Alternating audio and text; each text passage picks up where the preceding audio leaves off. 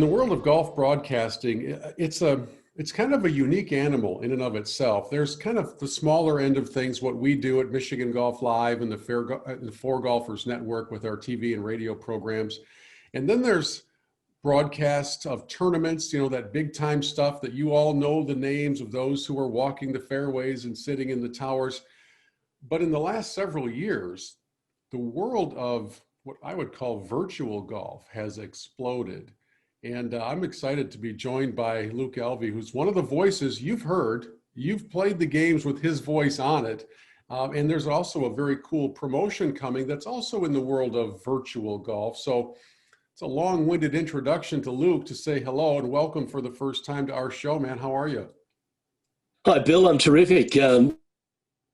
Pleasure to join you. There's been a lot of buzz around that PGA Tour 2K21, hasn't it? But I'm also very keen to tell you a lot more about golf's virtual golf experience, which I think is what you're alluding to there at the tail end. Yeah, so let's start with that. Here's this unique opportunity, first of all, to win eventually an incredible in-home simulator setup from AboutGolf. It's mind-blowing to see the quality of how these things have come along and can really change kind of change your home in a lot of different ways and make you very much more popular among your friends. That's an astute observation, Bill. I was broadcasting the Ryder Cup for Turner Sports.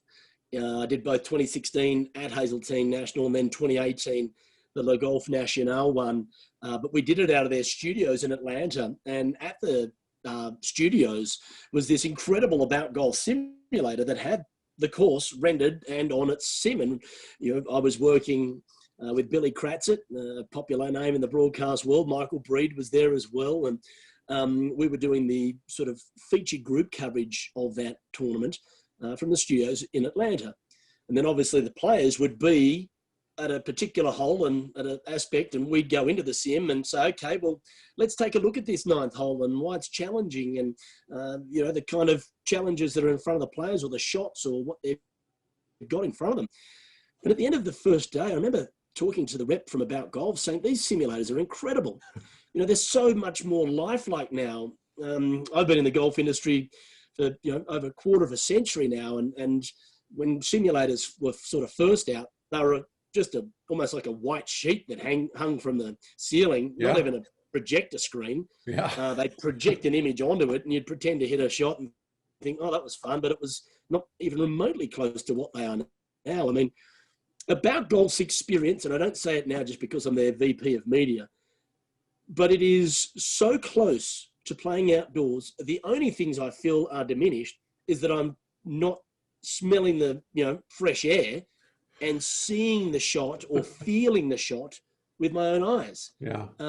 The rest, it's as authentic a golf experience as you'll get. It's just indoors. And you're not being held up by the group in front of you. So Bill, I play a round of golf in under 25 minutes on my simulator. Is that right? It's unreal. and because of all the specs and technology now, the data and the feedback you get, my handicap's dropped 3 shots this year simply by having one in my home. So, as you said, they're a whole lot more than just a fun place to have a little whack. It's a full game improvement and enjoyment experience. Yeah, one of my favorite things to do every year at the PGA merchandise show, which of course we won't be able to do in January, is to go through and kind of test out the newest technology and simulators, because it's amazing how quickly it's come along. So the mental imagery that a lot of people have from even 5 years ago is already outdated. It's already changed immensely. In fact, I remember last year at the PGA show, after hitting a couple of shots in a simulator, then they hit a couple buttons and it became a baseball batting cage or a practice area where a pitcher was throwing pitches to me, and then it was a soccer goal, and it was multi-purpose. And what the folks in your world are doing, I think, does have the potential to change a player's off-season practice habits immensely. Here I am in freezing Michigan. Right. In my part of Michigan, there are no domes. There's really, you're an hour plus away from a Top Golf, which is still not real practice golf.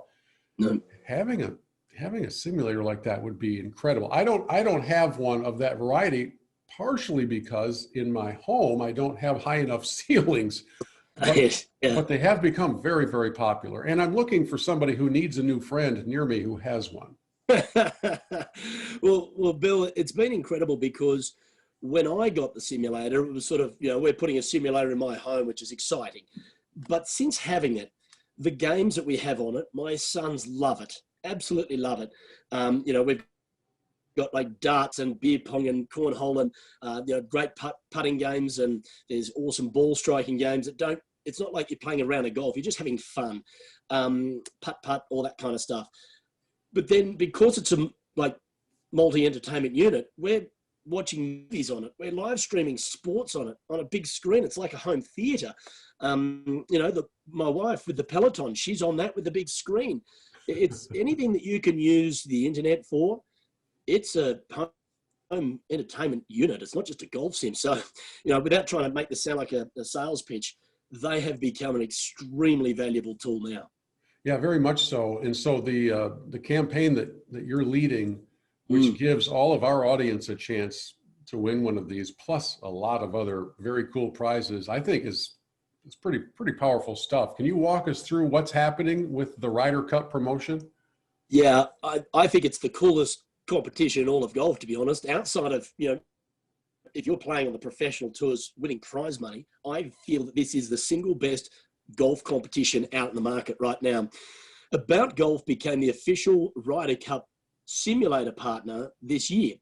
Fantastic to have that epic competition, which, let's be honest, it's probably the best golf event biannually. My favorite to cover ever. Well, it supersedes the majors, doesn't it? Yeah, Because it does. it's like when football meets golf, and you get this atmosphere that's just so unique, and the caliber of golf is sublime. As I said, my first one was in Hazeltine in 2016 as a broadcaster, and I'll never forget it. I've done Same here. I've done a decade full of Masters broadcasts, which annually is my favorite event to do, but this was another level. And when About Golf partnered up with the Ryder Cup to celebrate, we wanted to do something that was quite unique and dynamic and celebrates the partnership. And we've got 6 Ryder Cup courses on our simulators already. We've got the ocean course at Kiowa Island, of course, the War on the Shore in 1991, famously, but also the PGA venue, championship venue next May, Glen Eagles in 2014, Hazeltine National, and it's in the fall colours too, which is spectacular. Le Golf National from Paris, France, Whistling Straits, the next one coming up, which is obviously the closest to you guys there in Michigan. And then Bethpage Black, which hosted the PGA Championship in 2019, most recently, of a major, and then has the 2025 Ryder Cup, given the delay due to COVID, which will be epic as well. So they've organised a competition where you go on to the About Golf app, you download it, you find where your closest AG sims are to you, go there, enter, you purchase a couple of skins, you play, so you go through the qualifying process. And it's started already. But you play the 6 courses. Then we make a cut after what was going to be at the end of January. Because of COVID, we've sort of stretched it out to March. There's a cut. Yeah, there's a cut. You've got to qualify for the next level. Now, we've got you off the blue tees and generous pins and no wind to start up. So it's, you'll see some scores under par, pretty impressive scores. But then we make a cut. And then the next amount of people will go into the next phase, and we move you back a tee.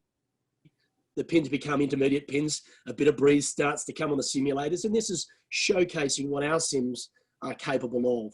And I will stress this right now, is I've been in pretty much all the simulators on the market, and About Golf's short game comparison is what sort of sets it apart. The hitting component of all sims are very, very good, but it's the short game, the feel shots, the short stuff, chipping, pitching, putting, whatever, that's where About Golf sort of separates itself. So it's a full, authentic indoor golf experience, if you will. So once we make a cut, we get down to ultimately the top 24 players, and 12 will represent the blue team and 12 will represent the red team, and they will play in a virtual Ryder Cup. And the winning team, and this is where it really heats up, Bill, this is where the competition goes through the roof. The winning team, the top 12 players, get flown to Whistling Straits to have a VIP experience at the 2021 Ryder Cup. And I thought, my God, that's an epic prize. And they said, but hang on, Luke, we haven't given you the clincher. The 12 players who are in that winning team will then play off in front of a live audience in a simulator to win our Curve sim, which is valued at over $75,000 US. So this is what you're talking about. This is like, to me, that's a sublime prize. You know, getting to win your way to Whistling Straits is incredible. To go and attend a Ryder Cup, but to have then the chance to play in front of a live audience with Luke Elvy commentating, Michael Breed commentating on these people playing off, and the winning player walks away with a prize valued at $75,000 and will basically change their life. It's unreal. So the 12 teammates become adversaries at that level. Correct. They work together to get to Whistling Straits, but then it's, it's mano mano, which is pretty cool. I noticed that as you rounded out that description and included the names of the commentators, I noticed that there was no carve out in there for me. How do we go about correcting what is clearly an oversight in that matter? Yes. You must need a tall, bald base in there somewhere. I apologize for offending you, for leaving you out, but unfortunately, there's only a few amount of spaces for the broadcast team, and that's already been taken. I've been told that for years. They tell me that at Augusta every year, so I'm getting used to it by now. That is very cool. So to recap, before I lose sight of kind of the details, for somebody who's right now hearing our conversation and says, that is incredible, how does the general public take part from ground zero to start? Okay. So everyone, to find out where your local About Golf simulators are, because they're not just straight, hey, this is like a Top Golf venue. It's indoor golf centers will have About Golf simulators in their building. So we have on our AG app. So AG stands for About Golf. So just go onto your app store, download the AG Locker app, and on that, it tells you put in your address where you are closest to an About Golf simulator. So then you'd call up and say, look, I want to come and have an appointment, come and play in this Ryder Cup sim series. Go and, you just download, purchase your, they call them skins.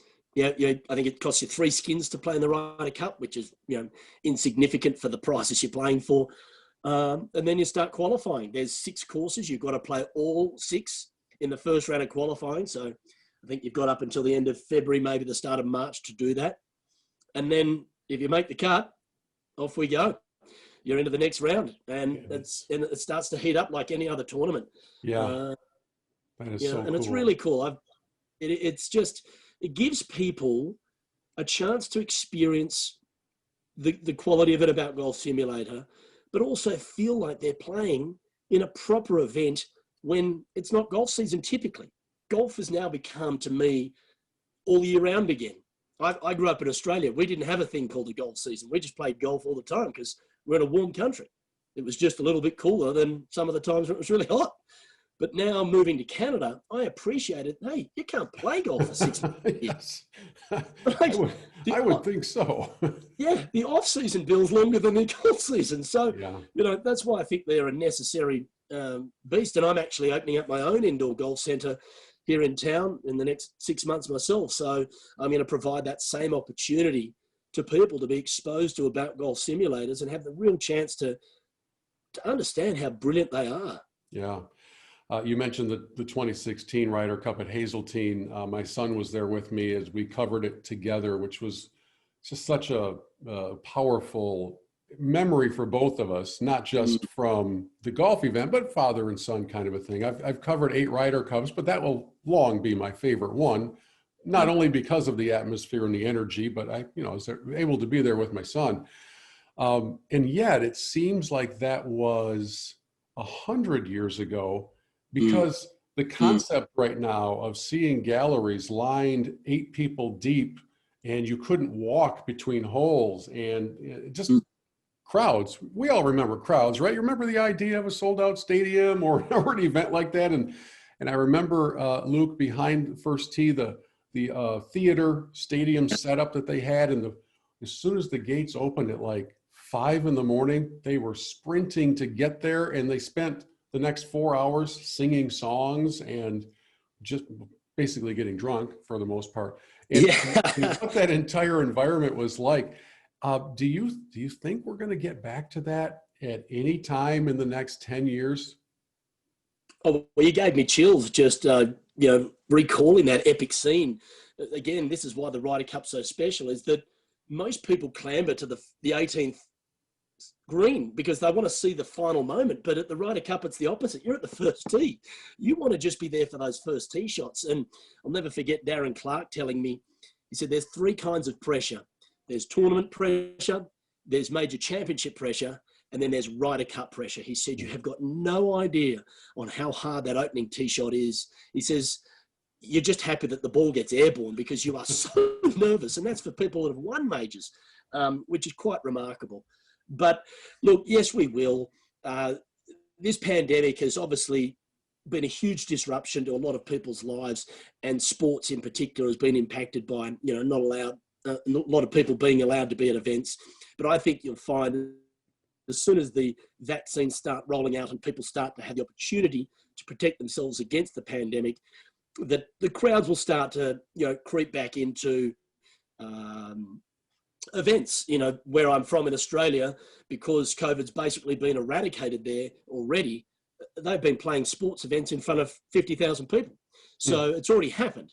I don't think it's going to take as long as people are anticipating before we get that kind of emotion and excitement again back. I hope you're right. I hope you're right, because we miss it. It's so bizarre to watch any sporting event, and the wide shots reveal just cavernous open seats. But the other thing that's come from all of this weird time, this pandemic era, as I call it, is the surge in virtual sports, and your world with the 2K21 PGA Tour, PGA 2K21.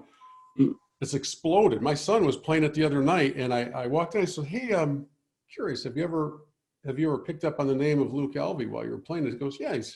He turns it up. He's like, "That's him." Like, yeah, I'm going to talk to him on the podcast. He's like, "What?" And because there's this perception that because all of the players are animated in those games, that certainly there must just be some nebulous, faceless voice that's reading scripts.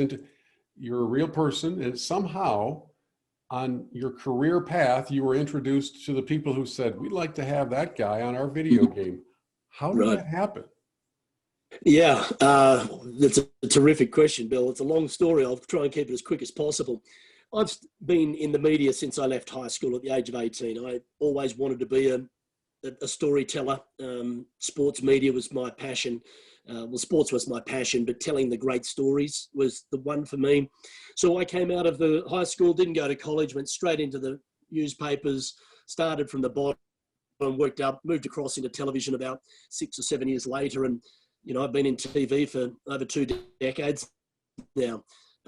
My career was an all sports announcer / journalist. Like your sports center guys, I would front the sports news until 2009, when Tiger Woods came to play in Australia, won that Australian Masters in front of, the fanatical crowd, and then went home, had the car accident, the unraveling of his life all happened. So I said to my producers, "Hey, listen, I covered his last event before his world unraveled. I think I should cover his comeback one, which was the 2010 Masters at Augusta National." And that's when I got signed to front golf and sort of become the front man for Australian golf.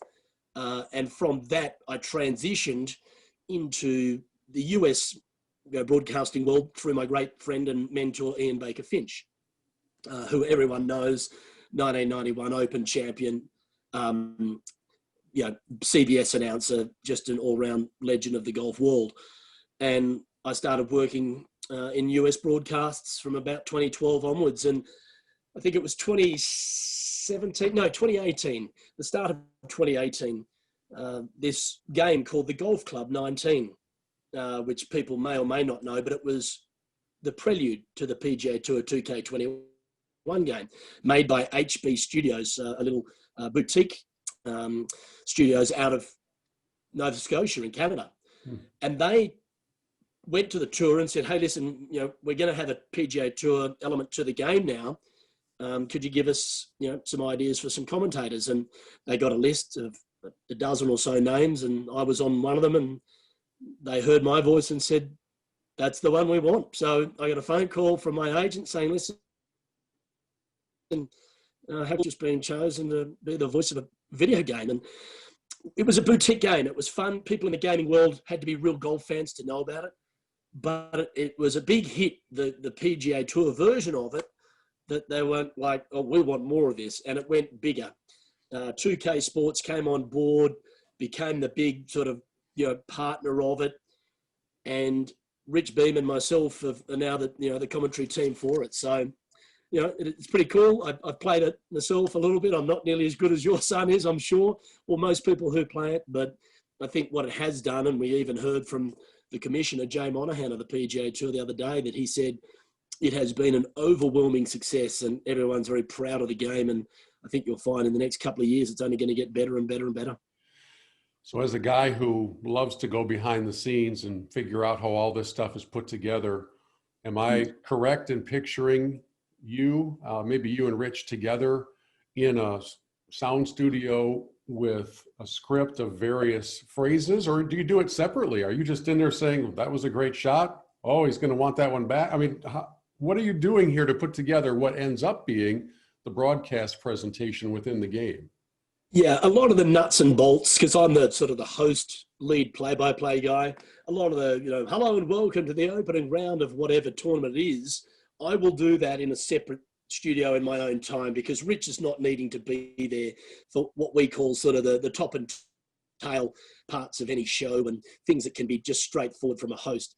But we did have about 5 or 6 record days together in studios together, Rich and I sitting there. In fact, if you go to the PGA Tour 2K, Twitter feed or whatever, you'll see a video of us in the recording process and how things sort of come together. And that pretty much shows you exactly what you described. We've both got a little script of, hey, this is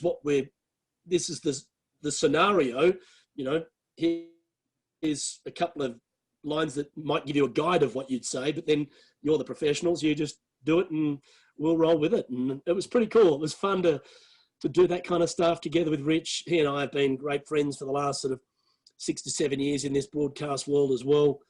And just, we get on terrifically well. We've got good chemistry, and I think it comes across in the game, and it's good fun.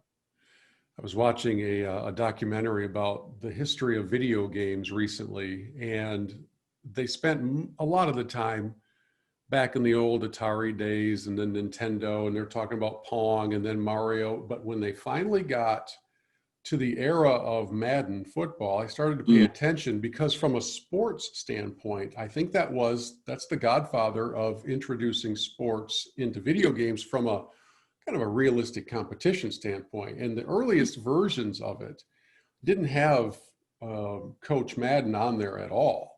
In fact, I don't think there was a voice on there. It was just like crowd sounds, and it was game sounds. And it didn't really explode until they added him and his booms and bams and whaps and all of that stuff, and then some strategy and some generic phrases that he had recorded. And then, of course, now it's sometimes, especially when the commercials air, you have to do a double take to make sure you're watching the video game and not like actual highlight clips from a game.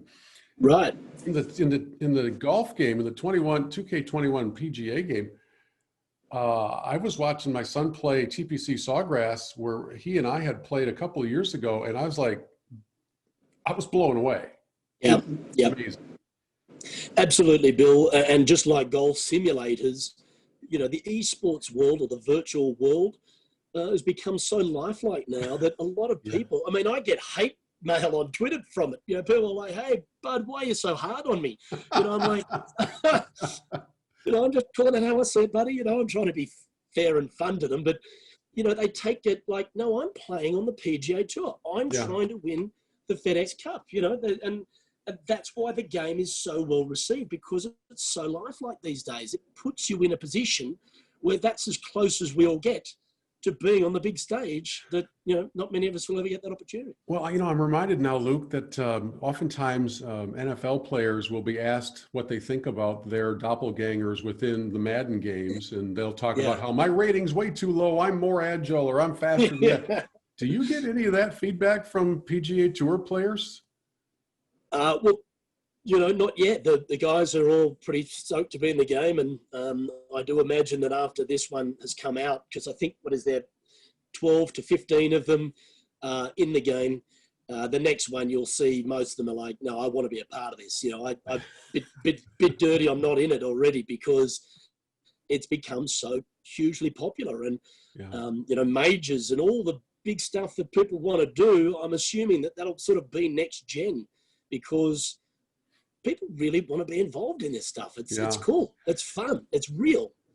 Yeah. And, I have the utmost respect for the quality of game that these top players have, whether it's PGA Tour or LPGA. Obviously, they're awesome at this game. Right. And it takes a lot to impress them these days. A tournament, for instance, you take the Rocket Mortgage Classic in Detroit. Mm-hmm. The player recruitment efforts for that are pretty elaborate because it's not a major. And so you've got to add all sorts of things. You've got hospitality, you've got tickets to events, you've got all these different things that a tournament director takes to the players and tries to convince them to please come to our event in our city. And they've become Fortune 500 companies within themselves. They're independent contractors, and that's not a big surprise to anybody. But I say that to lead to this. For them to care whether or not they're in a video game is pretty impressive. Now, I'm sure they're getting a check along with it. I understand that. But in the end, especially for some of those on the younger end of the competitive scale who are used to competing for major dollars in every tournament, when first place is 1.2 at a minimum, that's pretty good money. So it takes a lot to impress them and get their attention. And my guess is that they're still playing video games. And so then finally being able to see themselves in a game, that's a pretty cool thing. Well, I think we saw it this year due to the pandemic, didn't we? When everything shut down, that people have a lot of spare time. Yeah. But they're still competitive people. They want to play. The Formula One, I'm a huge F1 fan, and the drivers actually drive in the simulator car playing but to prepare themselves for that venue, that track. That's how real it's become. And I even had an E-Series and, the same with the golf. It's a thing that these guys did in the downtime to play the courses, to sort of get a feel for them if they didn't go there. Which is really cool. And that's why I keep saying and harking back to the About Golf Ryder Cup Sim Series, you're playing the course, you're swinging the club, you're hitting the shot, you're making the putt. It's not just I've pressed a few buttons on a controller and it's happened. You're physically doing it. And that's why that level of, virtual sports is so significant, because you're the one doing it. My father-in-law is 97 years old, and recently we had him join us on a Zoom call. He had some help on his end, but I was reminded of what a head-shaking time in history it is for someone who's lived for nearly a century, and realizing that it was only 2006 when the iPhone was invented. That's not that long ago. And yet the rapid evolving of what we've been describing, the About Golf simulators, the reality level of video games, it's kind of like living on an episode of The Jetsons. And, it's all coming true. And so it's kind of cool, Luke, to meet somebody who's a key part of that on both fronts, from the simulator standpoint and from the simulated golf experience standpoint. So really appreciate you taking some time to join me and share with everybody these opportunities they have to get into the About Golf tournament.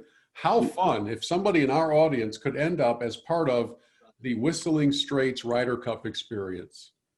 And playing off for that $75,000 curve simulator. And I can't tell you how cool those ones are. The widescreen ones are awesome, but this one curves around. Yeah. And if you want to go on the About Golf Twitter handle or social media sites, Instagram, whatever, and have a look at the images of these curved sims and just how cool they look.